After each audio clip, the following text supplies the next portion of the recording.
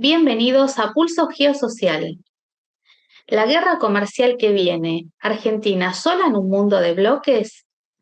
Durante décadas se nos dijo que el mundo avanzaba hacia una integración cada vez mayor, libre de comercio, globalización, mercados abiertos y cadenas de suministros internacionales parecían marcar el rumbo inevitable de la economía mundial.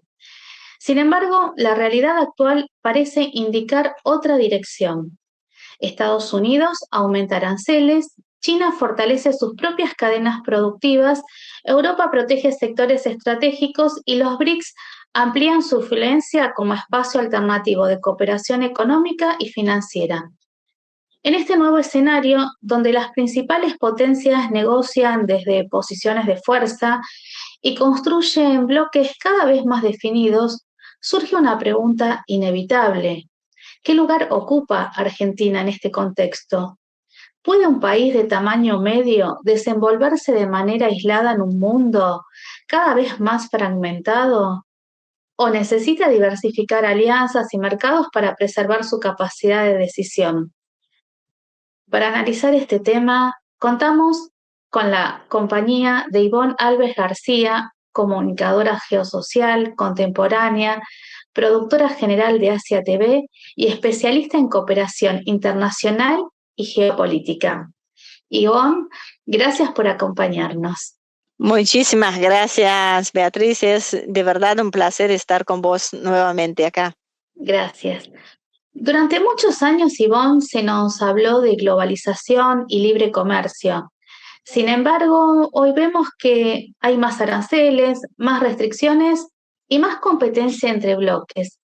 ¿Qué cambió en el sistema internacional para llegar a esta situación? Bueno, yo creo que deberíamos empezar a dar una mirada, ¿no? En los años 70, en los años 60, en los años 60, porque ahí yo creo que comenzó a consolidarse una fuerte ofensiva intelectual en las universidades, en los centros de pensamiento, en los organismos y vinculados al poder económico occidental para instalar de alguna manera las bases de lo que más tarde se conocería como el neoliberalismo, ¿sí?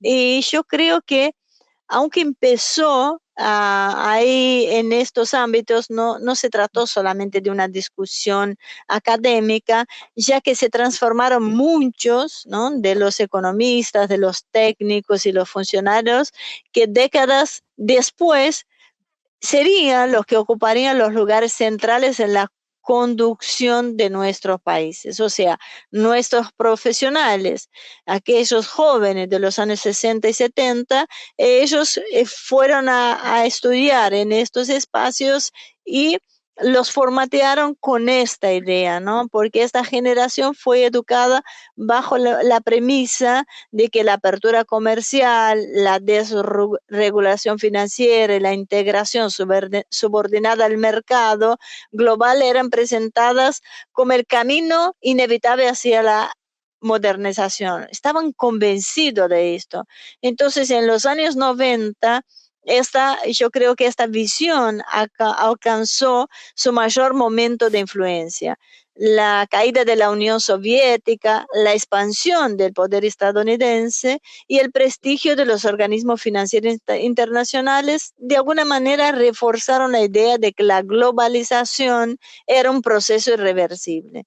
Entonces, en este clima de época se instaló la convicción de que el libre comercio reduciría las tensiones geopolíticas y que la interdependencia económica haría menos probable la confrontación entre grandes potencias.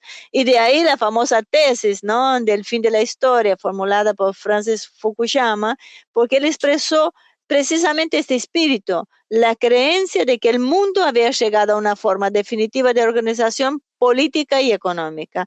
Pero bueno, hoy claramente vemos que esta hipótesis no se cumplió y de alguna manera la pandemia expuso la fragilidad de las cadenas globales de suministro, ¿no? Y posteriormente, ya en el 2022, la operación especial militar en Ucrania, que se transformó en realidad en una guerra de Rusia contra la OTAN, profundizó la competencia por la energía y por los alimentos. Entonces, la aceleración tecnológica convirtió a los semiconductores, la inteligencia artificial y los minerales críticos en activos estratégicos. Y a eso se suma la creciente rivalidad entre Estados Unidos y China por el liderazgo económico, industrial y tecnológico. Entonces, la seguridad nacional volvió a ocupar un lugar central en las decisiones económicas y el comercio dejó de ser solamente una cuestión de eficiencia y pasó a ser también una herramienta de poder, ¿no? Al menos para las principales potencias, y por eso hoy vemos más aranceles, más subsidios, mayores controles sobre inversiones estratégicas y una tendencia creciente hacia la conformación de bloques económicos relativamente cerrados. Y yo creo que se crea una paradoja, ¿no? Porque a los países periféricos como nosotros se les sigue recomendando apertura, desregulación y confianza en el mercado global, mientras que las grandes potencias protegen sus industrias, aseguran sus cadenas de suministro y utilizan el comercio como un instrumento de presión política. Bien. Uno de los ejes de tu análisis es que la guerra comercial entre Estados Unidos y China no es un conflicto pasajero, sino un síntoma de una transformación detrás de los aranceles y sanciones comerciales. Mira, yo creo que detrás de estos aranceles no se está discutiendo en realidad únicamente quién vende más los productos. Lo que realmente está en juego es quién va a establecer las reglas del orden económico de las próximas décadas, ¿no? Porque la competencia abarca el liderazgo tecnológico, el acceso a los minerales críticos, al control de las cadenas industriales, la producción de energía y las monedas utilizadas en el comercio internacional, y también la capacidad de fijar los estándares tecnológicos y financieros, ¿no? Por eso, esa disputa entre Estados Unidos y China trasciende lo comercial. Es una competencia en realidad por una influencia estratégica. Estados Unidos busca preservar una posición de liderazgo que sostuvo durante décadas, mientras que China intenta consolidar el peso económico que alcanzó en los últimos 30 años. Pero ambos, fíjense que tiene algo interesante, ambos defienden intereses nacionales legítimos desde su perspectiva. Entonces, esa competencia es natural entre grandes potencias. Acá yo creo que lo importante para países como el nuestro, como la Argentina, es comprender que esta rivalidad no debe ser vista desde una lógica ideológica, ¿se entiende? Sino que debe ser vista desde una lógica de intereses nacionales. Es lo que siempre uno intenta marcar, ¿no? Por eso uno habla de cambio de era. Cae el poder anglosajón y lo va a reemplazar por otro poder. Seguramente China como principal poder, pero con el complemento de otras grandes potencias como Rusia o India, entre otras, ¿no?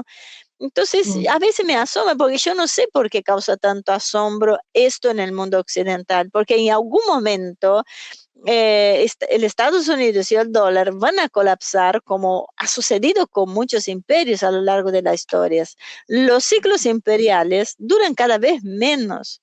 Entonces, acá lo importante es adaptarse a estos cambios y no dejarse arrastrar por los países que están en declive, ¿sí? Estados Unidos no va a desaparecer, eso está claro, va a ser parte de este mundo multipolar. Lo que no va a tener es la misma influencia hegemónica que tenía hoy. Es una gran oportunidad para los países como la Argentina, como Brasil, pero sería mucho más aprovechable si Brasil y Argentina entendiera lo que entienden estas grandes naciones y trabajara sobre sus intereses. Porque cuando nosotros trabajamos sobre los intereses nacionales, ahí la ecuación cambia. ¿Se entiende? Mm. Sin embargo, Argentina decidió no incorporarse a los BRICS y profundizar su alineamiento con Estados Unidos. ¿Cuáles son las Ujú. ventajas y los riesgos de una estrategia de este tipo en un contexto internacional tan fragmentado? Mira, toda política exterior implica costos y beneficios. Eso es lo primero que debemos hacer.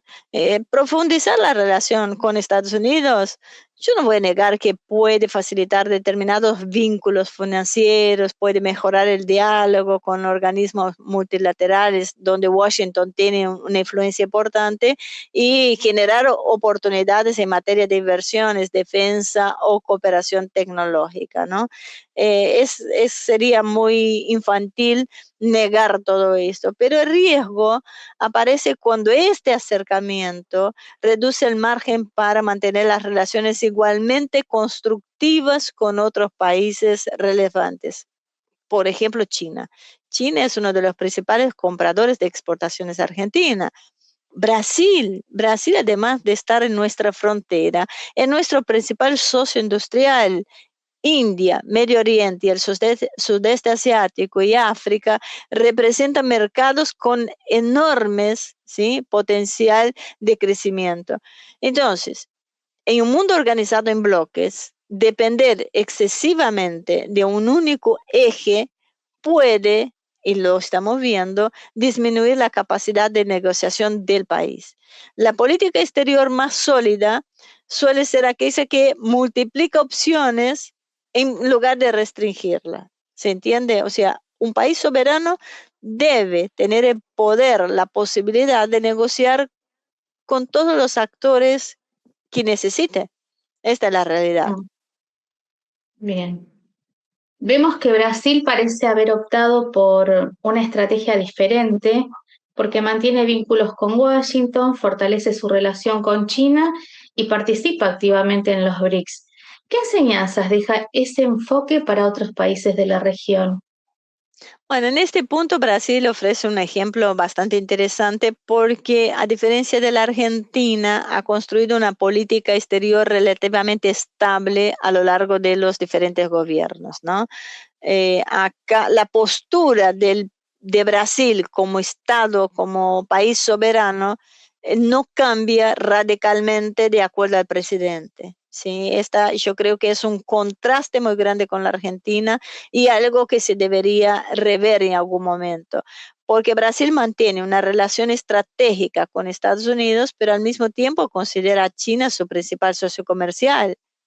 Participa, no solo participa, es uno de los fundadores en los BRICS y impulsa el Mercosur y procura conservar autonomía para negociar con múltiples actores. Y eso no lo hace menos, lo hace todo lo contrario, lo hace mucho más soberano, porque eso no significa que Brasil no tenga problemas o contradicciones, las tiene y mucho, ¿no? Como cualquier potencia regional, pero sí muestra una idea importante en el escenario internacional actual, que es que la diversificación, ¿sí?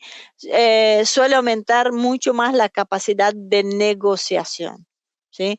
Cuando vos no tenés opción, ¿qué vas a negociar? Cuando vos negociás solamente de unidireccional o bidireccional, ¿qué poder de negociación tenés? Entonces yo creo que la principal enseñanza es que la inserción internacional no debería basarse en afinidades ideológicas permanentes, no basarse en amistades, sino en una defensa constante, ¿no?, del interés nacional. Bien.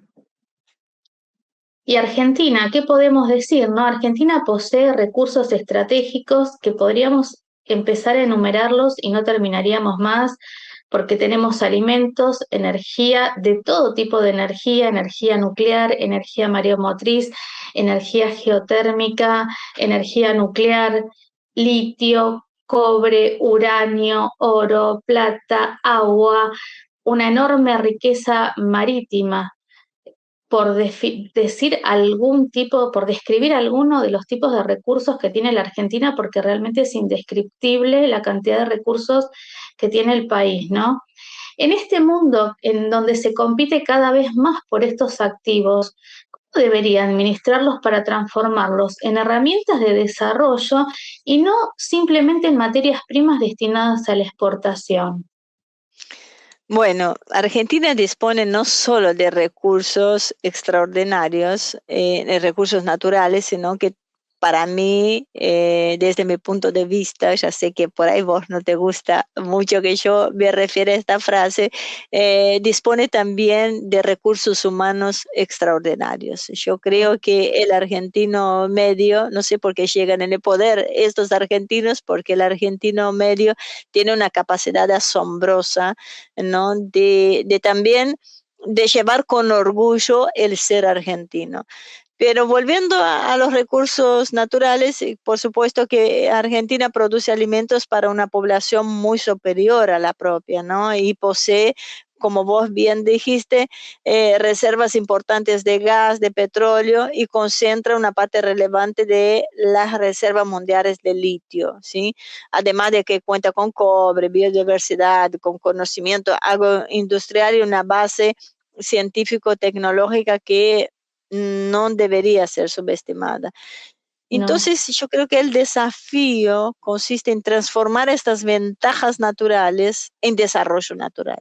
Es ahí donde yo pienso que está el problema, porque ¿por qué no se consigue esto? Yo creo que eso requiere reglas estables, infraestructura, inversión, agregar de valor, innovación, formación de recursos humanos y una estrategia a largo plazo. Nada que no sepamos, nada que no sepamos. ¿Acaso no sabemos que exportar materias primas no es lo conveniente para la Argentina? Por supuesto que va a seguir siendo importante, pero no puede ser el único horizonte. El verdadero objetivo debería ser incorporar conocimiento, desarrollar los proveedores locales, aumentar el procesamiento industrial y, por supuesto, negociar condiciones que permitan que una proporción mayor del valor generado permanezca dentro del país. Porque o se exporta todo y hambrea a ciudadano y no se produce nada. ¿Se entiende? Entonces, la riqueza de los recursos depende en gran medida de la calidad de las instituciones que los administran. Y yo creo que ahí es donde aparece el problema central, la conducción política. La conducción totalmente. política es el problema argentino. Y no me refiero solo al gobierno actual, ¿eh? Sino a la clase dirigente en su conjunto. Si quienes conducen el Estado no comprenden la necesidad de construir un modelo de país con autonomía, con capacidad productiva y con una visión estratégica, y por supuesto los recursos terminan funcionando como una oportunidad perdida o una oportunidad personal donde el funcionario, el político, prioriza su bienestar y su riqueza personal antes de que el bienestar de su país, los intereses de su país y de su población. Y peor todavía, pueden convertir al país y pueden convertir todas estas capacidades que nombré en instrumentos de dependencia, ¿sí? Entonces, Argentina no carece de potencial, tiene todo, tiene grandes argentinos, tiene muchísimos y extraordinarios recursos naturales y lo que muchas veces falta y lo que estamos viendo es una dirigencia dispuesta a pensar más allá del beneficio inmediato o propio, ¿no? Una dirigencia que no solo piense en la disputa electoral o en su interés personal. Porque sin una voluntad política real de construir algo mejor, va a ser muy difícil transformar la abundancia material en desarrollo, soberanía y bienestar para la población. Bien, sí. Realmente para mí es un orgullo, viniendo del área técnica y tecnológica, los recursos humanos que tenemos. Eh, Realmente son dignos de orgullo y de muchísimo orgullo. Si tuvieras que proyectar los próximos 5 años, Ivonne, ¿cuáles son los principales riesgos y oportunidades que enfrenta la Argentina en esta nueva etapa de competencia global? No es una pregunta tan sencilla, pero creo que los próximos 5 años van a ser muy decisivos, ¿no? Y porque creo que podemos observar los riesgos, ¿no? Estamos hablando de una mayor fragmentación del comercio internacional, las nuevas guerras comerciales, las tensiones financieras, la volatilidad cambiaria y una competencia cada vez más intensa por las inversiones del mercado. Pero yo diría que el principal problema es la gran inestabilidad política y militar que hay, ¿sí? Eh, por supuesto que existen oportunidades importantes, porque siempre en el medio del momento más caótico, siempre lamentablemente hay nuevas oportunidades, ¿no? Y las nuevas tecnologías van a incrementar la demanda de todos estos recursos que tenemos, del litio, del cobre, del gas y otras materias primas. Bueno, la seguridad alimentaria va a continuar siendo una prioridad para numerosos países porque su población tiene que seguir comiendo, tiene que seguir alimentándose. La inteligencia artificial y la digitalización van a abrir también nuevos espacios para los servicios basados en conocimientos que pueden ser aprovechados por nuestro país si se prepara adecuadamente para ello, o puede ser también una herramienta de subordinación hacia otros, ¿no? Yo diría que Argentina tiene activos para insertarse favorablemente en este escenario de este mundo y de este cambio de era. Y yo creo que la diferencia se va a lograr construir políticas de Estado de largo plazo que trasciendan los siglos políticos y permitan negociar desde una posición de mayor fortaleza. Que yo creo que es el gran desafío de países como la Argentina. Excelente, Ivonne. Antes de despedirnos, quisiera pedirte una reflexión más personal, porque a lo largo de esta conversación hablamos de bloques económicos, de recursos estratégicos, de guerras comerciales y disputas entre grandes potencias. Sin embargo, detrás de todos estos procesos hay sociedades concretas que terminan viviendo las consecuencias de las decisiones que se toman a miles de kilómetros de distancia. Cuando observas este escenario internacional tan cambiante y competitivo, ¿qué crees que debería ser la principal preocupación de la Argentina para preservar su desarrollo, su soberanía y el bienestar de su población durante los próximos años? Y ahí creo que viene este nombre tan raro, ¿no? Geosocial, porque es hacer esta mirada tan estratégica, tan importante, geopolítica, pero sí sin olvidar la parte social, ¿no? La parte del movimiento de la misma sociedad. Y yo creo que la principal preocupación debería ser recuperar justamente la capacidad de pensar estratégicamente, también de recuperar la honestidad, porque es un punto que muchos subestiman, pero si no es mínimamente honesto la persona que va a dirigir el país, ¿qué tanto importa la capacidad? Yo no te digo honestidad sin capacidad o capacidad sin honestidad, pero la honestidad es imprescindible en cualquiera de las dos circunstancias. Porque muchas veces uno discute la política exterior como si fuera una cuestión de simpatías personales, de afinidades ideológicas, pero los estados no actúan sobre la base de amistades permanentes, ¿no? Los estados actúan en base de intereses nacionales permanentes, ¿sí? Entonces, la verdadera discusión no es si la Argentina debe acercarse más o menos a Estados Unidos, a China, a Brasil o a los BRICS. Yo creo que la verdadera discusión es cómo Argentina se va a relacionarse con todos ellos, preservando la mayor autonomía posible para defender sus propios intereses. Porque en un mundo cada vez más competitivo, la soberanía, la soberanía de un país no consiste en aislarse ni alinearse automáticamente o estrictamente con una sola potencia. yo creo que consiste en desarrollar la capacidad de decidir con libertad, diversificar los vínculos, proteger los recursos estratégicos, fortalecer la producción nacional y ampliar las oportunidades para las generaciones futuras.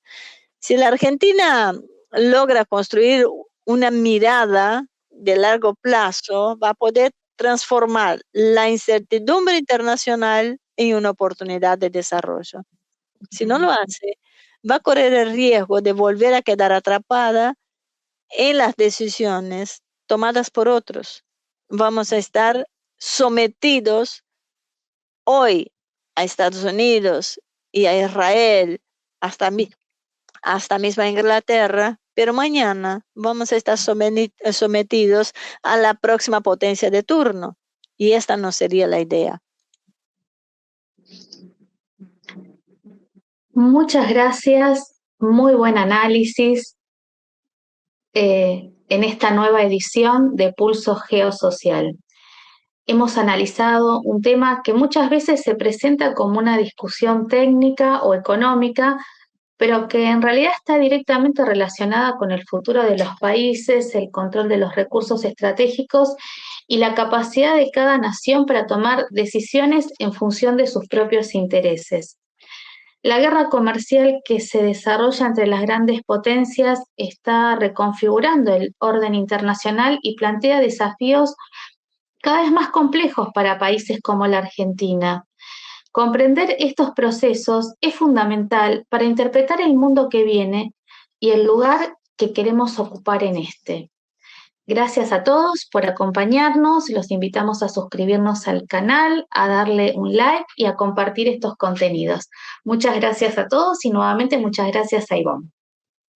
Muchísimas gracias, Beatriz. Siempre es un placer estar acá con vos y te siento muy parte de Humo y Espejos porque en el reflejo puedo ver que estás muy bien acompañada detrás tuyo. Ahí ya sos parte realmente de este escenario que también nos vemos invadidos, ¿no? Por nuestras compañías de cuatro patas que de una forma u otra están ahí presentes. Y esto también nos hace humanos y es parte de esta innovación, es parte de esta condición donde uno usa la tecnología, usa la inteligencia artificial, si se quiere, para acercarnos, ¿no? Para acercarnos, para conocernos un poco más. Entonces, no es que haya que tener miedo de lo que viene, sino lo que tenemos que hacer es adaptarnos y prepararnos para llevarlo con fortaleza y obligando a quienes dirigen el país a que los beneficios de todo eso sean usados a favor de su población y de su estado. ¿Ok? Exacto. Excelente. Bueno, nos vemos hasta pronto la entonces. próxima. Muchísimas gracias. Adiós.